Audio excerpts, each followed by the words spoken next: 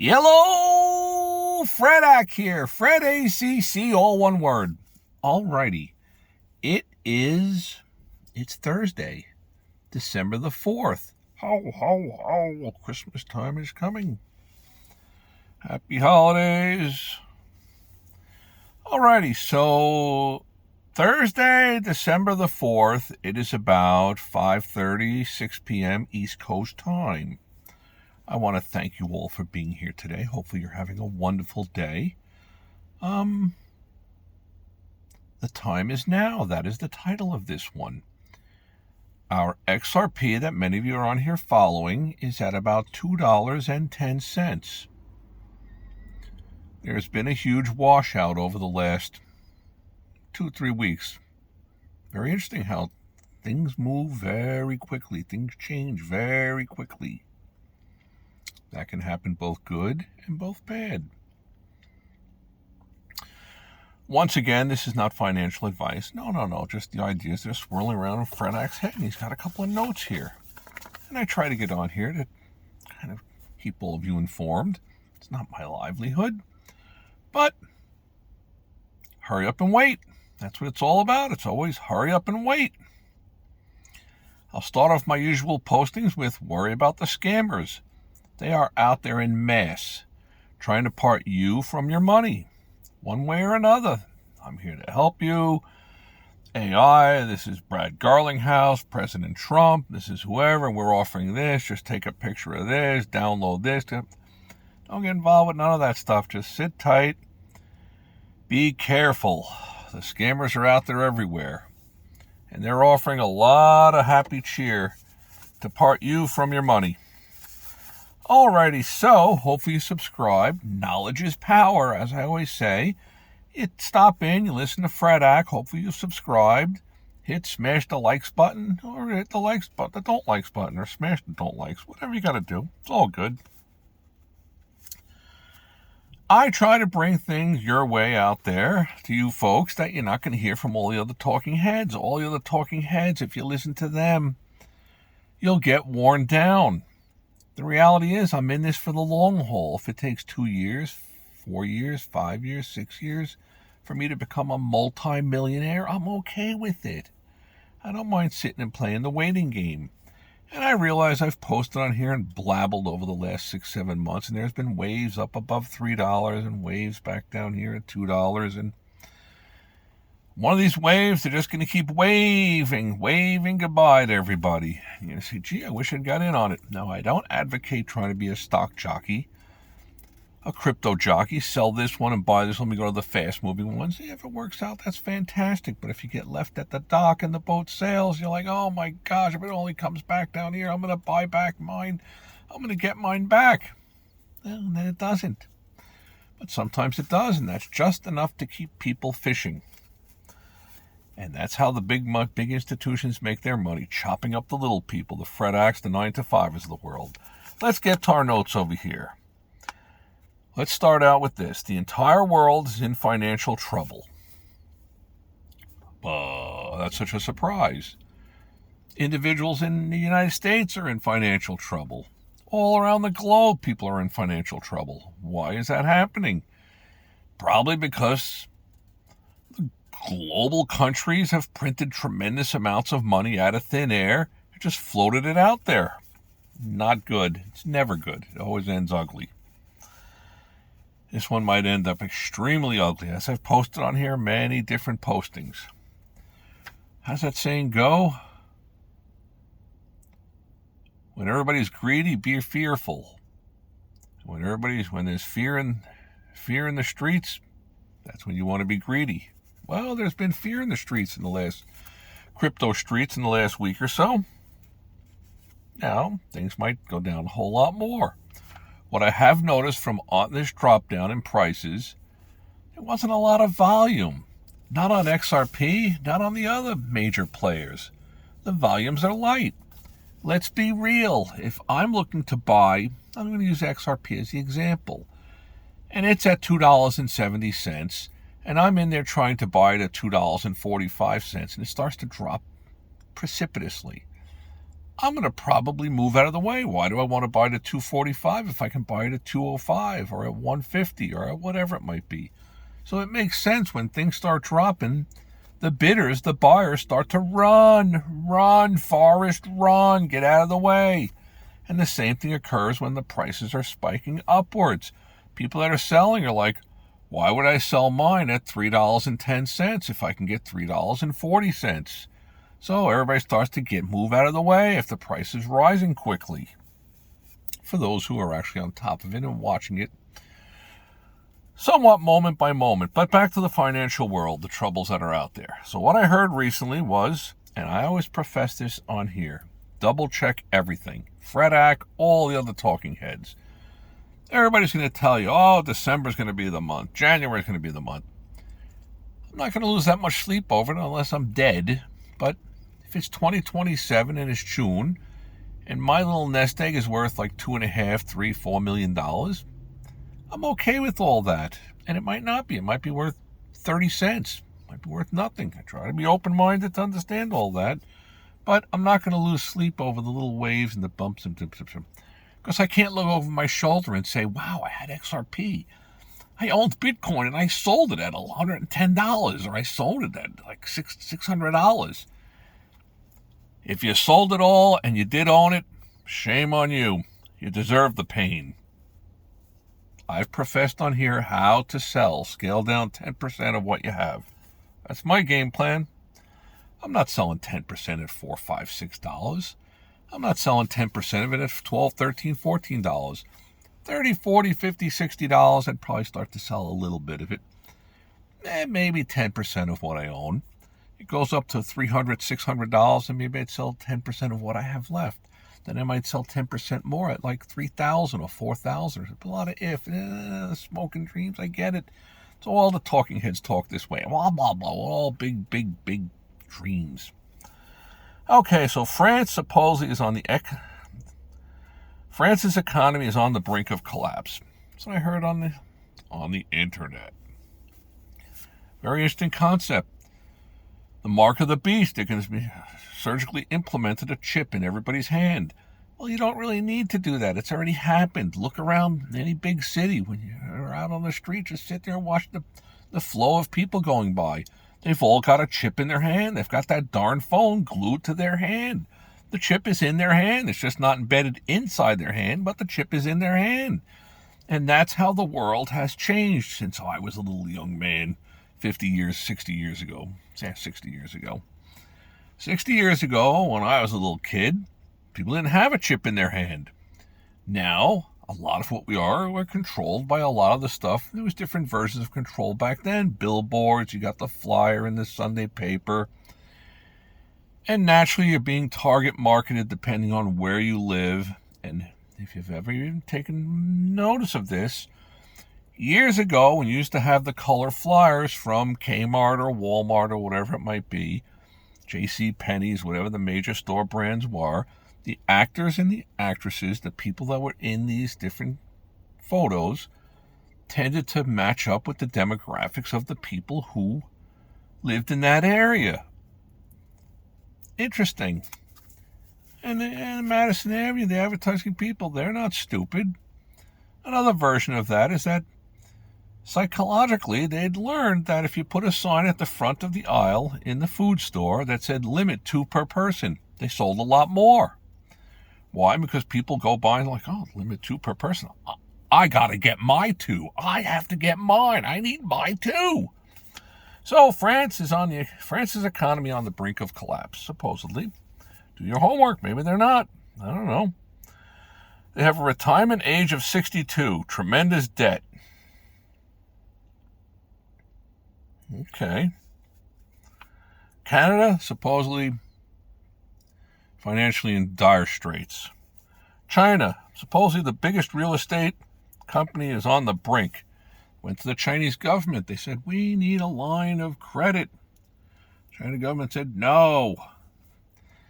I think, in my opinion, that's the phase that we're coming to now, is that the governments are not in the position to bail everybody out. It's time to just say no. And through attrition, there's going to be a bit of a shakeout. It's inevitable. It's inevitable. In the U.S., you got skyrocketing, unsustainable debt. Who pays for all these problems? Well, I'm glad you asked. Who's going to pay for all these problems? Who always pays? The little people, the Fred Acts of the world, the 9-to-5ers. But is there a way for the Fred Acts of the world, the little people, to avoid being grinded up into dust financially?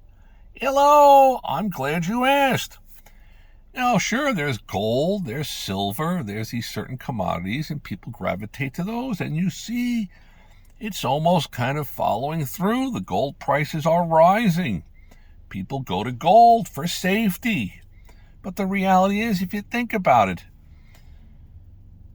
can gold be used to conduct most of the general businesses between buyer and merchant? Probably not. How many people are going to bring a small bag of gold? Yeah, you don't need that much of it, I guess, but if you're buying a new car, you got to bring, I don't know, if you need 50, 60,000 at 4,000 an ounce, you got to bring 15 ounces of gold. It's a little over a pound of gold. Might be a little bit heavy to carry that. And then when you go to the car dealership and you're going to buy this car and you tell them, I'm going to pay in gold, because they're like, we don't want your money from wherever it is, the lira, the peso, the US dollar, whatever it is. Fine. Then the merchant has to be concerned, is it 18 karat? Is it 14 karat? Is it just a 1 ounce bar, gold plated? Is it brass? There's a lot of different issues involved. And then the merchant has to hold on to this gold, the cost of carry. So more than likely, gold is not going to be the global currency of the world. It's not designed for that. It's not that functional. Okay. It's only my opinion, but you can't carry gold around to use that in circulation. Okay.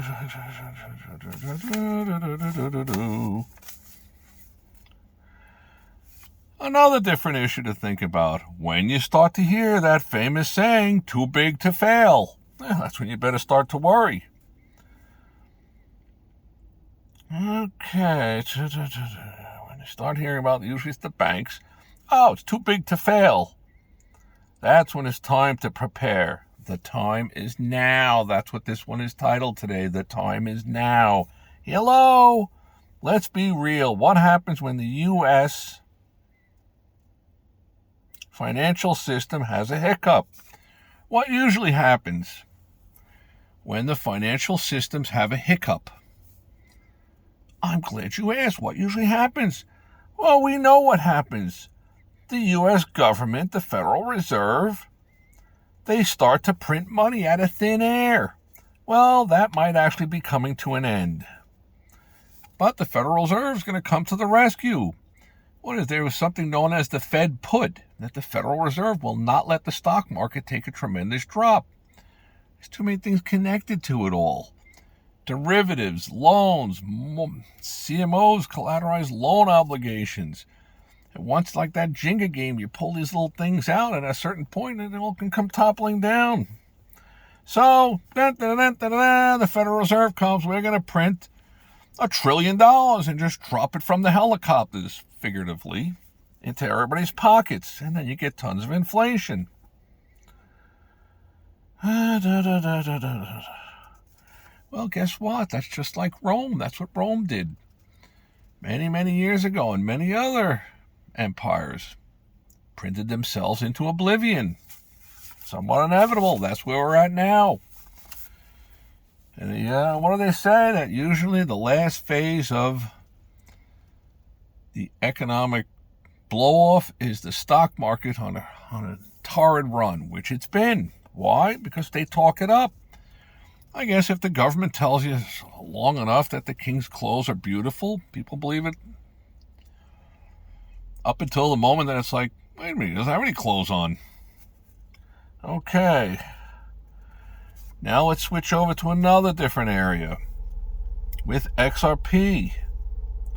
Why would Ripple not want XRP to go higher? I've thought about that for many months. I'm glad you asked. And I don't mean to come on here and tout all about XRP, that it's going higher. I'm just trying to present the different things that are out there on why it could light a match and explode in price. There are so many different catalysts out there. This dawned on me recently, and it might make sense. Leave a comment. Let me know your opinions. I do enjoy them, especially from all around the world. It's fantastic. So the Ripple company, the parent company of XRP, they've got this whole thing going forward. What I'm thinking is that they want this to get off the ground. So if they were to toot their own horn and push the price of an XRP much higher from $2 to, let's say, $7, $17, $27, that might leave them in a difficult position to spread the majority of the 100 billion coins that they have minted. That's what's been created. And you gotta think that the people that run the Ripple company are bright people. They have a game plan. And one of the many interesting things is how many big name people that could have put their shingle anywhere else for almost a blank check have gone to the Ripple company, call it work, to work there, to put their name there. Example, analogy. Okay, Jerome Powell, the head of the Federal Reserve, he resigned in 5 minutes from now. By tomorrow morning, before the sun rises, he could probably go and find himself a very lucrative position at a lot of major financial institutions, whether it's Bank of America, JP Morgan, Fidelity, all different places. But the reality is that he'd probably end up landing at the Ripple company with XRP. Why? Because they'd offer him a very lucrative financial arrangement and probably quite a bit of XRP tokens to come on board. And so many big name people. There's such a who's list of big name people that could have hung their shingles almost any place. But no, they are at the parent company Ripple. Why? Why is that? Because they know a lot more than Fred Ack knows. Okay, so it would seem to me that we're on the verge of scarcity. I see the sell down on XRP just like all of you. I also see the lack of volume. There's just like not a lot of trading going on. And there's not going to be, not when it's unregulated. How are you going to day trade something that you're going to buy it at $2.13 while it's trading at $2.10, and then if it pushes upwards to $2.17 or $2.18, you're going to turn around and sell yours maybe at $2.14. So you're making a penny on a 7-cent move, and the entity that you're going through, and they're making 6 cents. They're making a lot more than you are. There's just too much slippage, too much to give up. It's not going to happen. But once this gets regulated, as it's getting regulated with the ETFs, because they are underneath the guidance of the SEC, best price scenario. And I've spoken about best price. Okay, so what I'm also seeing, besides the scarcity, is that I'm beginning to see different advertisements that if you get involved with this, we're going to give you $25 in XRP. Okay, all these different promotions that are going to be dangling XRP out there. It's got to come from somewhere. It's going to create scarcity. Scarcity goes a long way because, like anything, if you have X amount of something and it becomes extremely scarce, if there's any type of demand, what happens? Up it goes. And then more and more people start jumping on board that they want to own it. So I don't see how a person can afford to not get involved with XRP at $2.10. There's going to be if, I'll go with when, but staying with the if it ever runs to like $37, $137, $637, oh my gosh, you missed the boat big time. I'm not missing the boat. I'm on board. I'm up there saying, hello. So many different catalysts out there. So I've explained to you why I think that XRP is being somewhat, not manipulated, but they want to see this thing get distributed to a lot of different hands, institutions, the big money players that are out there. Still haven't figured out how the big money people are going to make their pound of flesh, the money that they're going to make. They're making a chunk of money on all the other different things that they're doing. But how do we make the money from all of this? That I haven't figured out yet. But I am of the thought that the parent company, Ripple, of XRP, has a very strong reasoning to not want to push the price. They want the large majority of this to get disseminated out into the people's hands. Then they'll take a breather back because they want it to get off the ground. Once they're off the ground and they're at 30,000 feet, it's going to be hello. And the power that they might accumulate, think about it. And what I think most of the individuals out there, the individual people, the Fred Acts of the world, are not aware of is that this is your opportunity, whether it's XRP, ABCD, whatever it might be that comes forward, something to put your hands onto. Could be gold, could be silver, could be a lot of other different items. You can fill in different commodities to fill in the blanks, but I don't think any of them are going to be able to transact globally on so many different areas. Real estate, dividend checks, stock market will go 24 hours a day. And I'm sure if you go from trading, I don't know, I'm just making this up, let's just say 50 billion shares a day to 500 billion shares or 5 trillion shares per day, even on Saturdays and Sundays, grinding up a penny here on this side, a half a penny here on that side, the big money people are going to make themselves a lot of money. And that's what it all usually comes down to, a lot of money. Alrighty, I've bent your ear enough. May all your days be winning ones. The time is now. Any comments you have, leave them down below. Hope you subscribe. Got a heck of an economic collapse that's coming. The Black Friday numbers come in light. That's going to say a lot. Alrighty, may all your days be winning ones. I'm losing the sunlight anyway. Time for me to go to bed. See you.